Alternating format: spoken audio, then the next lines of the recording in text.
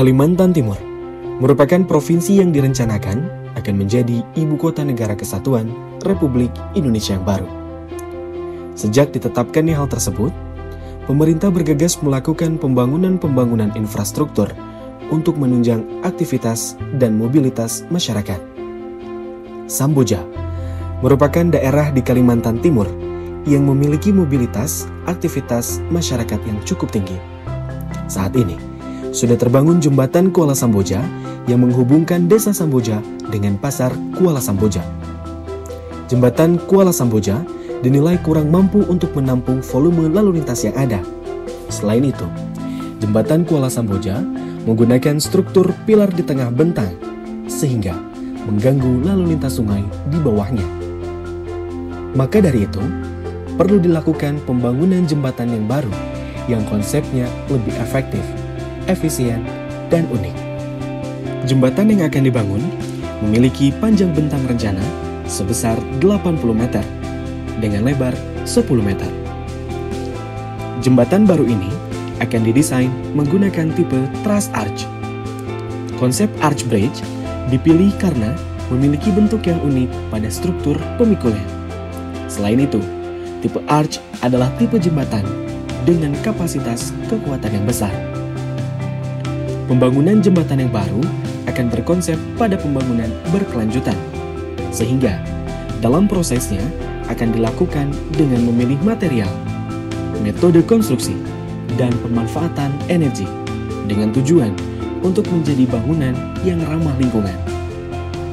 Model jembatan baru ini diharapkan juga dapat menjadi ikon yang baru dari daerah Samboja, Kutai Kartanegara, Provinsi Kalimantan Timur.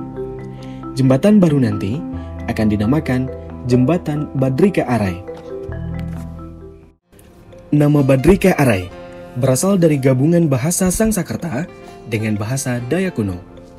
Kata Badrika merupakan bahasa Sangsakerta yang berarti gagah, sementara Arai berasal dari bahasa Dayak kuno yang berarti menyenangkan. Sesuai dengan namanya, diharapkan jembatan ini dapat menjadi jembatan yang berdiri dengan gagah dan membawa kesan menyenangkan untuk masyarakat Indonesia, khususnya Samboja, Kalimantan Timur. Pembangunan jembatan Badrika Arai akan dilakukan dalam 2 tahap utama.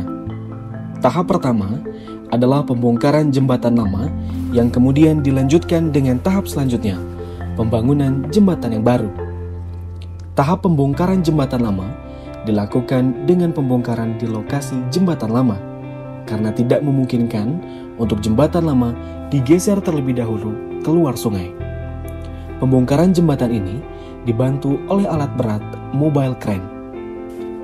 Selama pembongkaran, lalu lintas existing dialihkan melalui jembatan sementara yang dibangun di sebelah area rencana.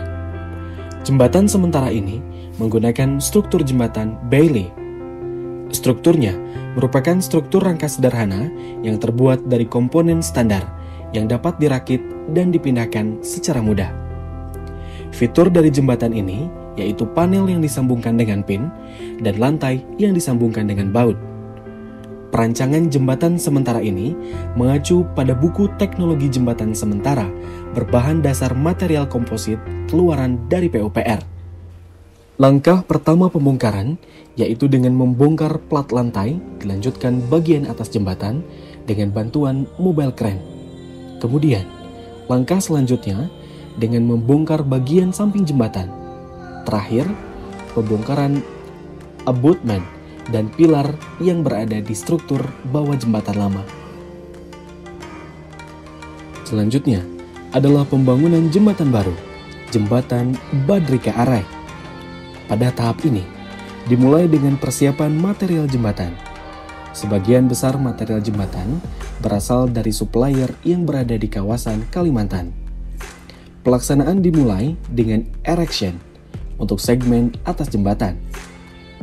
Tahap erection dilakukan dengan bantuan mobile crane untuk mengangkut material ke tempat rencana. Sistem penyambung yang digunakan adalah sambungan baut. Bersamaan dengan dilaksanakannya erection, bagian arch jembatan dipasangkan hanger berupa tension rod. untuk menyambungkan bagian arch jembatan dengan girder melintang. Setelah struktur jembatan sudah terpasang semua, selanjutnya pekerjaan pemasangan steel deck dan pekerjaan plat jembatan bersamaan dengan trotoar dan barier.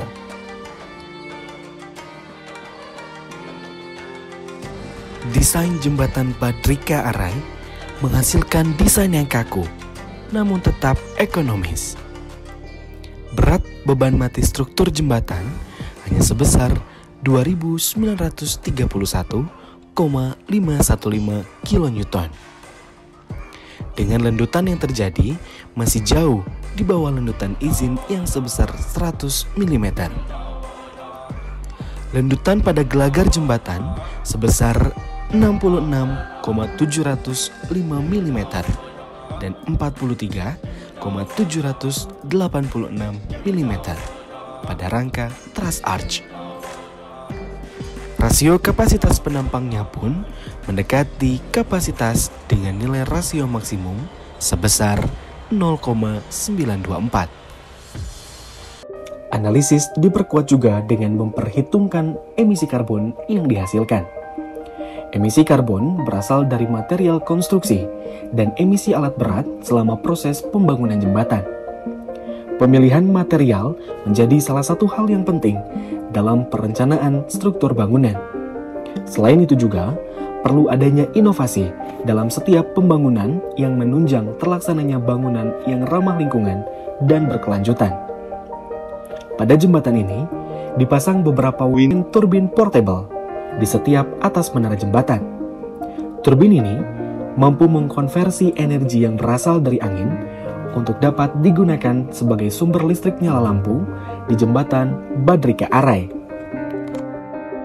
Setelah jembatan baru selesai dibangun, berikutnya adalah pembongkaran jembatan sementara untuk mengalihkan lalu lintas ke jembatan baru.